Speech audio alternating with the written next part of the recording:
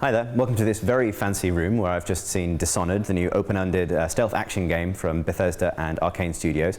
I just spoke to Harvey Smith and Raphael Colantonio, the designers on the game, about the challenges of putting together an open-ended game and the ideas behind it, as well as the kind of broader background of the new world they've created. That's right, guys. When you're building a game for, where players can approach the situation in a lot of different ways and where you're explicitly giving them a lot of freedom, do you ever feel tempted to enforce the more interesting approaches? No, we hope that there's not a specifically more interesting approach than another. It's really like what we do is that we set up a space of possibility, basically, and a lot relies on the simulation. We let the characters on patrols, we let them loose, and then they might be distracted by a rat and try to stomp it, or like trying to look at a painting. We do all those paths so that you can come through the front door or the one of the windows, or through a sewer by possessing a rat. And then we really let the player do whatever he wants, and then let's have fun. So it's important then, I'm just thinking when I play open-ended games, I'm always tempted to, there always seems to be a kind of critical path, which sometimes is the most logical from a player and a character perspective. Do you want to sort of knock people off that? You're saying to be distracted. Is that important? I think we want people to be able to play the critical path if that's what they want, and or to be the completionists and eschew the critical path for all the side content. And to just play off of what you asked.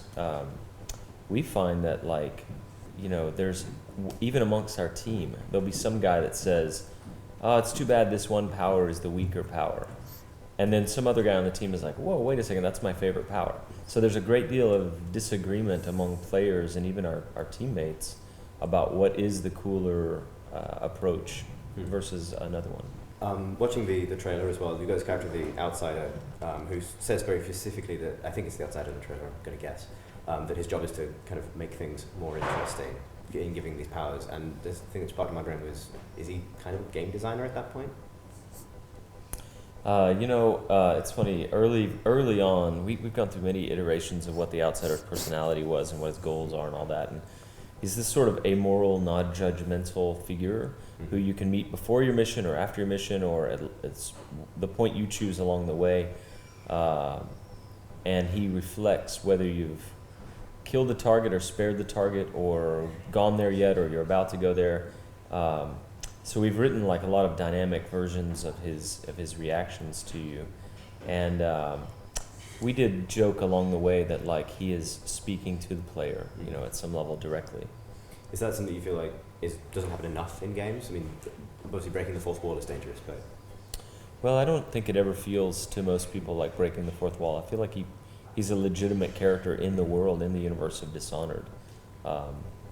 It's only clever game critics and interviewers that notice things like that. Okay, so there's obviously a very clear political angle to the world and the setting, very explicitly authoritarian. You're playing a character who's very powerful, and there's obviously a thrill to being a player patrolling someone who can teleport and possess people. Do they ever you may comment on it in the story, I don't know, but do they ever fight each other, those ideas, giving player lots of power versus commenting on power? Oh yeah, I mean, it's one of the challenges that we have as game designers, is to tune that the right way, because of course, we want to make you feel powerful, give you a lot of those really cool powers, and the first iteration, the first reflex from a game designer is then to make sure that it prevents you from doing all those cool things, by some sub-rules. Instead, it's we had to elevate it's more like the encounters, so that it actually scales to your powers. And hopefully, it's still not. I mean, we're still the game is not finished yet, so it's still in tuning. But hopefully, we're getting there. So maybe just to wrap up, you've both worked on games that are like this before, and this is evolving an idea. Is there anything that Dishonored is giving you the opportunity to change or fix about the formula that you're particularly proud of? Yeah, absolutely.